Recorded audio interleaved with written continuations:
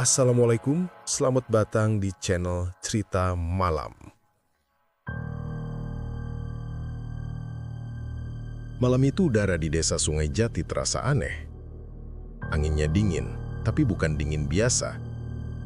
Dingin yang seperti menggigit kulit, menusuk sampai ke tulang. Aku, Arif, baru 2 hari pindah ke rumah kontrakan di pinggir sungai itu. Rumahnya sederhana, dinding papan, tapi pemandangannya langsung ke arah sungai yang katanya tenang dan indah saat pagi.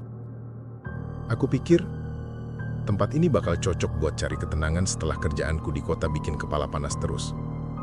Tapi ternyata, malam pertamaku di sini malah jadi malam yang gak akan pernah bisa aku lupain seumur hidup. Sejak sore, aku udah ngerasa ada yang gak beres. Suara burung gagak kedengaran terus dari arah pepohonan dekat sungai. Padahal biasanya burung itu nggak keluar kalau belum maghrib. Waktu aku lagi nyapu halaman, Bu Sari, tetangga sebelah, sempat lewat sambil nyapa. "Mas Arif, hati-hati ya kalau malam. Jangan sering-sering duduk di pinggir sungai." Katanya dengan nada pelan, matanya kayak ngelirik ke arah air yang tenang itu. Aku cuma senyum. "Oh iya, Bu. Kenapa emangnya?" Bu Sari sempat diam, terus jawab lirih. "Nanti aja, Mas.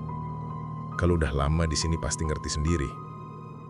Abis ngomong gitu, dia langsung jalan cepat-cepat balik ke rumahnya. Sore itu aku sempat mikir, mungkin warga sini cuma masih percaya sama hal-hal mistis aja, kayak kebanyakan desa di pelosok. Tapi makin malam makin banyak hal aneh yang aku rasain. Sekitar jam 9, angin mulai berhembus kencang. Jendela kayu di ruang tamu berderak-derak, bikin suara krek, krek yang nyeremin banget di tengah sunyi. Lampu di dapur sempat kedap-kedip, terus mati sebentar. Aku sempat mikir mungkin karena kabelnya tua. Tapi saat aku keluar buat nyalain senter, aku lihat sesuatu yang bikin bulu kuduk langsung berdiri. Dari jendela depan rumah, aku bisa lihat sungai. Airnya tenang banget. Tapi ada kabut tipis di atas permukaannya, padahal bukan pagi. Di tengah kabut itu aku lihat bayangan seseorang. Seorang perempuan. Rambutnya panjang banget sampai hampir menyentuh air. Dia berdiri di tepi sungai, pakai kain putih lusuh yang sebagian kena air. Aku pikir itu mungkin orang lewat atau warga yang mau ambil air. Tapi, siapa juga yang ngambil air sungai jam segini? Aku sempat ngucek mata. Mikir mungkin cuma bayangan. Tapi pas aku buka mata lagi, perempuan itu masih di situ. Diam, nggak bergerak. Rambutnya nutupin wajah, dan tiba-tiba aku dengar suara pelan banget. Kayak orang nyanyi. Suaranya lirih tapi jelas banget. "La la la, bayiku sayang." Aku langsung ngerasa jantungku berdetak kenceng. Lagu itu bukan lagu biasa, lagu Nina Bobo, tapi nadanya sumbang kayak orang nyanyi sambil nangis. Aku buru-buru mundur dari jendela, nutup tirai, dan berusaha yakinin diri kalau mungkin cuma halusinasiku aja. Tapi anehnya, suara itu malah makin jelas. Sekarang kedengaran dari arah belakang rumah, dekat dapur yang langsung menghadap ke sungai. Suara langkah pelan-pelan disertai bunyi air menetes. Tik, tik, tik. Aku ambil senter dan pelan-pelan jalan ke arah dapur. Setiap langkahku berasa berat banget. Begitu aku sampai, lampu neon di atas meja nyala lagi sendiri, kedap-kedip. Di lantai ada jejak ayah, bentuknya tapak kaki kecil, tapi banyak. Kayak jejak kaki anak-anak yang basah. Padahal aku sendirian di rumah ini. Aku mulai panik. Aku cek keluar lewat pintu belakang. Angin langsung nyelonong masuk, dinginnya sampai bikin mataku berair. Tapi di luar sepi. Cuma suara air sungai yang mengalir pelan. Aku sorot senter ke arah tepi sungai, dan saat itu aku ngeliat sesuatu yang bikin aku hampir ngejatuhin senter. Di balik kabut perempuan tadi masih di situ. Tapi sekarang dia lebih dekat. Rambutnya terurai. Mukanya mulai kelihatan samar-samar. Kulitnya pucat banget, matanya hitam legam tanpa bola mata. Dan di tangannya, dia kayak megang sesuatu. Seperti gumpalan kain kecil, perempuan itu tiba-tiba nengok ke arahku. Aku spontan mundur beberapa langkah. Suaranya pelan tapi jelas. "Jangan ambil anakku." Suaranya ngebuat udara di sekitarku terasa beku. Aku langsung nutup pintu keras-keras dan kunci dari dalam. Tangan gemetaran, napas ngos-ngosan, tapi aku masih bisa dengar suara ketukan dari luar. 3 kali pelan. Tok, tok, tok. Diikuti bisikan. "Bayiku, mana bayiku?" Aku nggak tidur malam itu. Aku cuma duduk di ruang tamu sambil nyalain semua lampu yang masih bisa nyala. Tapi setiap kali aku mulai ngantuk, aku ngerasa kayak ada yang ngeliatin dari jendela. Waktu aku intip pelan-pelan, aku lihat kain putih panjang berkibar di luar. Padahal angin udah nggak ada. Pagi harinya Bu Sari datang bawain sarapan. Begitu lihat wajahku pucat, dia langsung tahu ada yang terjadi. "Mas Arif, semalam dia datang ya?" Aku cuma bisa bengong. "Dia siapa, Bu?" Bu Sari narik kursi, duduk pelan. "Kuntilanak Sungai Jati. Udah lama dia nggak nampakin diri. Tapi katanya kalau ada orang baru yang tinggal dekat sungai, dia suka datang ngeliat. Nyari bayinya." Aku masih berusaha cerna kata-kata itu. "Bayinya? Maksudnya gimana, Bu?" Bu Sari menatap ke arah sungai yang dari jendela masih kelihatan samar. "Dulu, ada perempuan yang tinggal di rumah yang Mas tempatin sekarang. Dia hamil, tapi suaminya ninggalin dia. Orang-orang nemuin mayatnya di sungai itu sambil gendong bayinya yang udah nggak nyawa. Sejak itu, tiap malam Jumat suka ada yang lihat sosok perempuan nyanyi di pinggir air. Katanya dia nggak nyadar kalau udah mati, masih nyari bayinya yang tenggelam." Aku ngerasa bulu kuduku berdiri lagi. Semua hal yang aku lihat semalam langsung nyambung satu-satu di kepalaku. Lagu Nina Bobo, jejak kaki basah, sosok di tepi sungai, semuanya masuk akal. Meskipun tetap mustahil buat diterima logika. Aku tanya lagi, "Terus kenapa cuma orang baru yang didatangin, Bu?" Bu Sari jawab pelan, "Karena dia ngira orang baru itu bawa bayinya. Kadang kalau dia nemu sesuatu yang mirip bayi, boneka, bantal, atau guling kecil, dia suka ngambil. Pernah dulu ada yang kehilangan gulingnya diambil dari dalam rumah." Aku langsung merinding parah. Di kamarku, memang ada guling kecil yang aku taruh di pojokan. Dan semalam, waktu aku bangun, guling itu udah nggak di tempatnya. Aku pikir jatuh ke bawah kasur. Tapi sekarang, aku nggak berani ngecek lagi. Hari itu aku mutusin buat nggak keluar rumah dulu. Tapi tiap kali aku dengar suara air dari sungai, aku ngerasa kayak ada yang manggil dari jauh. Suara perempuan, lirih, lembut, tapi nyayat. "Arif, sini, tolong bayiku." Sore harinya aku nyoba nutup semua jendela. Tapi pas aku sampai ke jendela dapur, aku lihat sesuatu yang bikin napasku berhenti. Di pinggir sungai, di antara pepohonan, ada sosok perempuan itu lagi. Kali ini dia duduk di tanah, sambil ayun-ayunin sesuatu di pangkuannya.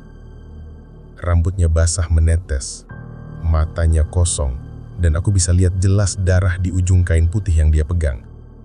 Aku mundur pelan, tapi tiba-tiba lampu rumah padam semua. Suara angin kedengeran keras banget kayak ada yang lewat di atas atap. Jendela bergetar, piring di meja jatuh satu-satu. Di tengah kegelapan itu, cuma ada satu suara yang kedengeran jelas. Tangisan bayi.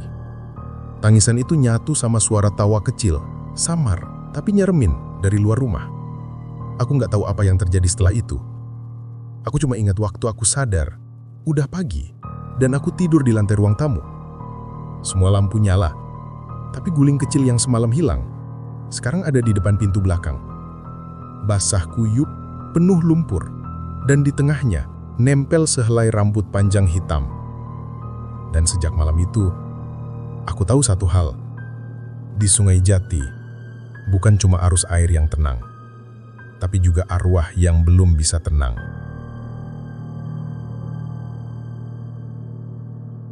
Setelah malam itu, suasana di rumah pinggir sungai jadi terasa berbeda. Siang pun terasa sunyi, dan setiap kali angin bertiup dari arah air, aku bisa mencium bau amis samar. Seperti bau air sungai yang bercampur sesuatu yang lebih aneh. Bau darah mungkin. Aku nggak yakin. Tapi yang jelas, setiap kali aku buka jendela dan lihat permukaan airnya yang tenang, ada rasa nggak enak di dada. Seolah dari bawah sana, ada yang ngeliatin balik. Hari itu aku berusaha sibuk supaya nggak kepikiran hal-hal aneh. Aku nyapu, bersihin halaman, bahkan sempet nyalain radio biar nggak sepi. Tapi anehnya, radio yang biasanya lancar, tiba-tiba cuma nyala setengah. Suaranya serak-serak kayak orang ngomong jauh banget. Sss, sss, diselingi suara kayak orang bisik-bisik. Aku dekati radio itu, kupingku menempel di speakernya. Dan waktu aku dengar baik-baik, aku yakin banget ada kata-kata samar keluar dari situ. Arif. Aku langsung mundur spontan. Suara itu jelas nyebut namaku. Padahal radio itu siarannya dari stasiun kota. Nggak mungkin mereka tahu siapa aku. Aku langsung matiin radionya dan buang napas berat. Aku berusaha mikir logis. Mungkin cuma efek sinyal yang jelek. Tapi entah kenapa, jantungku berdegup kenceng banget. Sore harinya Bu Sari datang lagi, bawa lauk sayur asam. Dia bilang, "Mas Arif, malam ini jangan buka pintu ya. Katanya arus sungai lagi aneh." Aku tanya, "Arus aneh maksudnya gimana, Bu?" Bu Sari menjawab pelan, "Kalau arusnya mengalir pelan tapi permukaan airnya tenang banget, biasanya ada sesuatu di bawah. Orang sini percaya itu tandanya dia lagi muncul." Aku senyum kaku aja. Aku nggak mau kelihatan takut walaupun sebenarnya dari tadi bulu kuduk udah berdiri. Menjelang malam, aku duduk di ruang tamu, nyalain kopi dan baca buku biar ngantuk. Tapi sekitar jam 11, aku dengar suara kayak seseorang jalan pelan di luar rumah. Cerok, cerok, cerok, kayak kaki basah nginjak lumpur. Aku berhenti baca, matiin lampu, dan ngintip lewat celah tirai. Dari luar samar-samar kelihatan sosok perempuan jalan nyeret kain panjangnya. Rambutnya nempel di bahu dan langkahnya lambat banget. Dia berhenti tepat di depan rumahku, ngadep ke arah pintu. Aku nggak bisa lihat jelas wajahnya, tapi aku tahu siapa itu. Tiba-tiba, dari arah sungai kedengeran suara air kayak disiram keras, pure. Sosok itu langsung nengok ke arah sungai dan pelan-pelan hilang. Bukan lari, bukan menguap, tapi benar-benar hilang kayak diseret ke dalam kabut. Aku cuma bisa diam kaku di balik tirai. Tapi baru beberapa detik, suara tangisan bayi kedengeran lagi dari arah air. Lembut, tapi terus naik nadanya kayak bayi yang kesakitan. Tangisan itu berubah jadi tawa lirih perempuan. "Hihihi, sudah tenang nak, sudah tenang." Aku tutup telinga pakai kedua tangan. Tapi makin aku tutup, suara itu makin jelas di kepala. Seolah bukan dari luar, tapi dari dalam pikiranku sendiri. Aku buru-buru ambil air mineral dan baca doa seadanya. Tapi saat aku lagi baca, dari dapur kedengaran bunyi sendok jatuh. Ting! Aku jalan pelan ke sana, dapur gelap. Aku sorot pakai senter dan di situ, di meja makan, ada bekas kaki basah. 2 tapak tekil kayak kaki bayi, tapi berair dan meninggalkan lumpur. Aku langsung keluar dari dapur, tapi di ruang tamu aku berhenti. Lampu gantung di atas meja bergoyang sendiri, dan aku bisa lihat bayangan putih panjang melintas pelan di dinding. Bayangan perempuan. Aku coba kabur ke kamar, tapi sebelum sempat tutup pintu, dari arah jendela kamar terdengar suara seseorang berbisik lirih banget. "Airnya dingin, Arif. Tolong bayiku." Aku gemetar parah. Dari balik kaca jendela, aku bisa lihat mata hitam besar tanpa bola mata natap langsung ke arahku. Rambut panjang nempel di kaca, meneteskan air, dan di baliknya samar terlihat sosok yang menggoyang sesuatu di pelukannya. Aku nyaris nggak bisa napas. Aku mundur pelan-pelan sampai punggung nempel ke tembok, tapi tiba-tiba jendela terbuka sendiri dengan suara keras. Brak! Angin dingin masuk, bau anyir makin kuat, dan dari luar terdengar suara tercebur keras banget. Biur! Semuanya hening. Tapi air dari luar mulai masuk lewat celah pintu belakang, kayak sungai meluap. Aku panik buru-buru nyari handuk buat nutup bawah pintu, tapi makin ditutup airnya makin deras. Dan di tengah air itu, aku lihat ada sesuatu mengapung kecil, kain putih menggumpal seperti balutan bayi. Tapi saat aku mau mendekat, balutan itu pelan-pelan membuka sendiri dan dari dalamnya keluar tangan kecil yang pucat menggenggam rambut panjang hitam. Aku langsung teriak dan mundur sampai nabrak lemari. Tapi tiba-tiba lampu-lampu nyala lagi, air menghilang, lantai kering seketika, dan gumpalan kain itu juga nggak ada. Cuma tinggal bau amis kuat dan bekas lumpur di ubin. Aku terduduk lama di situ, napas ngos-ngosan, kepala pusing. Tapi di tengah ketakutanku, aku dengar suara lirih dari arah sungai, lembut dan pelan, seperti orang bicara sambil nahan tangis. "Bayiku, kedinginan. Jangan biarin dia sendirian di air." Besok pagi aku langsung nyamperin Pak Darto, orang tua desa yang katanya paling tahu tentang legenda Sungai Jati. Wajahnya keriput tapi tatapannya tajam. Waktu aku cerita semuanya, dia cuma ngangguk pelan. "Mas Arif, yang kamu lihat itu bukan cuma roh gentayangan. Itu arwah ibu yang gak bisa ninggalin dunia karena masih terikat sama anaknya. Sungai itu tempat dia mati tenggelam sambil gendong bayinya. Orang sini udah sering lihat penampakannya, tapi jarang yang diganggu. Mungkin karena kamu tinggal di rumah bekas tempat dia dului." Aku gemetar. "Jadi rumah itu..."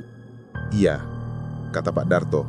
"Dulu rumah itu rumah bidan yang bantuin kelahirannya. Tapi bayinya lahir nggak selamat dan ibunya bunuh diri ke sungai itu. Orang bilang malam Jumat dia sering muncul nyari siapa aja yang nyimpen sesuatu mirip bayinya." Aku cuma bisa bengong. "Terus aku harus gimana, Pak?" Pak Darto jawab, "Jangan pernah jawab kalau kamu dengar namamu dipanggil dari arah sungai. Jangan keluar rumah waktu tengah malam. Dan kalau dia datang lagi, kasih dia sesuatu buat tenangin bayinya, kayak boneka atau kain putih kecil, biar dia kira anaknya udah nemuin tempat." Malam itu aku coba nurutin. Aku taruh guling kecil di dekat jendela dapur, kubungkus pakai kain putih. Aku doa sebisaku, semoga malam itu tenang. Tapi sekitar jam 2 pagi, aku kebangun karena suara ketukan lembut di jendela. Tuk, tuk, tuk. Aku bangun, tapi nggak berani buka mata. Suara itu disusul bisikan pelan. "Terima kasih." Aku masih pura-pura tidur, tapi air mataku keluar sendiri. Aku bisa dengar langkah pelan, kayak seseorang jalan menjauh ke arah sungai. Sejak malam itu, rumahku jauh lebih tenang. Nggak ada lagi tangisan bayi, nggak ada jejak kaki basah, dan nggak ada sosok perempuan di pinggir air. Tapi setiap kali aku lewat sungai itu pagi-pagi, aku lihat satu hal kecil yang bikin bulu kuduk berdiri. Di tepi air, selalu ada bunga melati segar yang ngambang perlahan, seolah ada seseorang yang meletakkannya tiap malam. Dan di antara suara aliran air yang tenang, kadang-kadang aku masih dengar suara itu lembut, sayup, dari kejauhan. "Bayiku sudah tenang sekarang."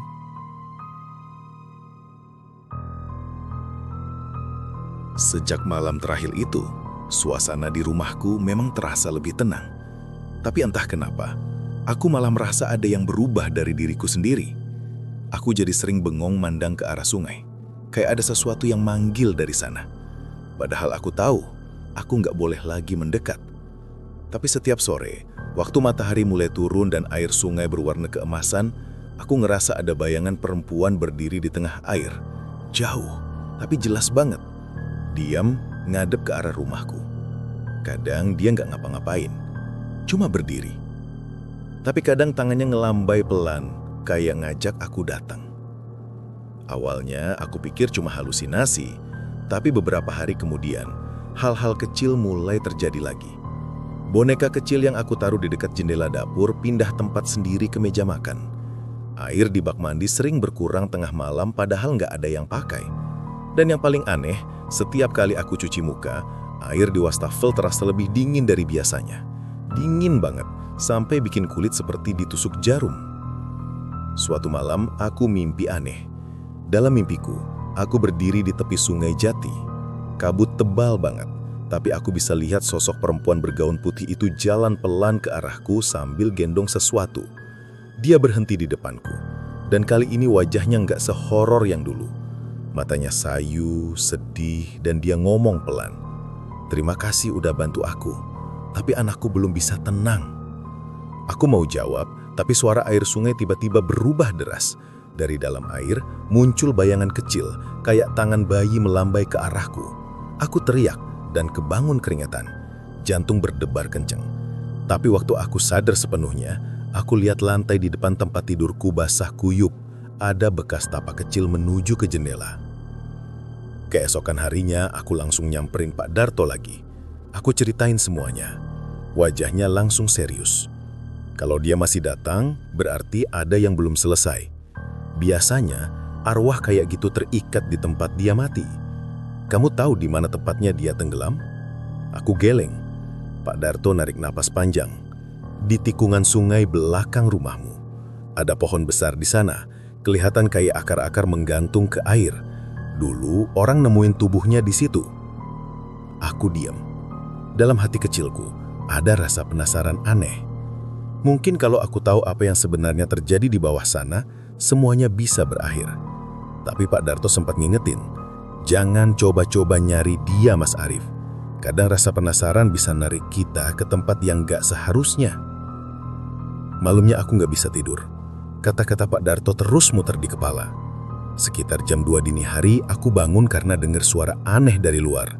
Suara orang nyanyi lagi, lagu yang sama kayak waktu malam pertama aku di sini. Tapi kali ini lebih jelas. "Bayiku sayang, jangan menangis lagi." Aku berdiri, jalan ke arah jendela, dan dari situ aku bisa lihat cahaya aneh dari tepi sungai. Bukan cahaya lampu, tapi semacam kilau kebiruan dari dalam air. Aku tahu, aku nggak seharusnya keluar, tapi langkah kakiku seperti ditarik sendiri. Angin malam terasa lembab dan dingin. Setiap kali aku jalan makin dekat ke sungai, tanahnya makin becek. Bulan setengah ngintip dari balik awan, bikin bayanganku memanjang di tanah. Di bawah pohon besar itu, air sungai tampak lebih hitam dari biasanya. Dan di sanalah aku lihat sesuatu bergerak di dalam air, seperti tangan yang melambai pelan. Aku jongkok, sorot senter ke arah air, dan di dasar sungai, aku lihat bayangan samar, seolah ada wajah perempuan di dalam sana. Matanya terbuka lebar, rambutnya melayang di air. Aku mundur satu langkah, tapi dari dalam air muncul suara lirih. "Arif, bantu aku temukan dia." Suaranya lembut, tapi bikin dadaku sesak. Aku lihat permukaan air beriak, dan dari tengah-tengahnya keluar tangan putih pucat, menggenggam kain putih kecil, kain yang aku taruh di jendela beberapa hari lalu. Aku nggak sempet mikir, tanganku refleks nyentuh tangan itu, dan seketika pandanganku gelap. Aku nggak tahu berapa lama aku pingsan, tapi waktu aku sadar, aku udah nggak di pinggir sungai lagi. Aku kayak berdiri di bawah air. Semua terasa sunyi dan lambat. Di sekelilingku cuma warna kebiruan dan gelembung-gelembung kecil yang naik ke atas. Di depan, sosok perempuan itu melayang, rambutnya bergerak lembut di air. Wajahnya tenang, dan di pelukannya ada bayi kecil yang tersenyum. Tapi senyum bayi itu aneh, matanya hitam legam. Perempuan itu mendekat, tangannya menggapai wajahku, suaranya bergema di dalam kepalaku. "Terima kasih, sekarang dia sudah tenang. Sekarang gantian kamu yang jaga dia." Aku mau teriak tapi nggak bisa. Air masuk ke paru-paruku. Semua jadi gelap. Saat aku buka mata lagi, aku udah di tempat tidur. Pak Darto, Bu Sari, dan beberapa warga ada di sekitarku. Mereka bilang semalam mereka nemuin aku pingsan di pinggir sungai, bajuku basah kuyup. Katanya ada yang lihat aku berdiri di tengah air sendiri kayak orang kesurupan. Tapi yang bikin mereka bingung, waktu narik aku keluar, tangan kananku menggenggam kain putih kecil yang di dalamnya ada rambut halus basah, kayak rambut bayi. Aku masih syok, tapi anehnya aku nggak ngerasa takut. Justru ada rasa tenang aneh di dalam dada. Sejak malam itu, suara tangisan bayi di rumahku nggak pernah terdengar lagi. Nggak ada lagi sosok perempuan di tepi air, tapi ada satu hal yang berubah. Setiap tengah malam kalau aku duduk di ruang tamu, aku sering lihat bayangan kecil lewat cepat di lantai, kayak anak kecil lari. Kadang terdengar suara tawa lembut, Dan setiap pagi, di pinggir sungai selalu ada 2 bunga melati yang ngambang. Satu besar, satu kecil. Orang-orang kampung percaya kalau arwah itu udah tenang, tapi aku tahu sesuatu yang mereka nggak tahu. Kadang, waktu aku ngaca di cermin pagi-pagi, ada pantulan aneh di belakangku. Sosok perempuan bergaun putih berdiri di tepi sungai sambil gendong bayi, menatap aku dengan senyum tipis. Dan di lengan kiriku, bekas tangan kecil selalu muncul samar, kayak ada yang menggenggam setiap aku tidur. Mungkin benar kata Pak Darto, rasa penasaran bisa narik kita ke tempat yang gak seharusnya. Karena sekarang, setiap kali aku dengar suara air mengalir, ada bisikan lembut dari arah sungai yang selalu manggil namaku. Arif, waktunya pulang ke air.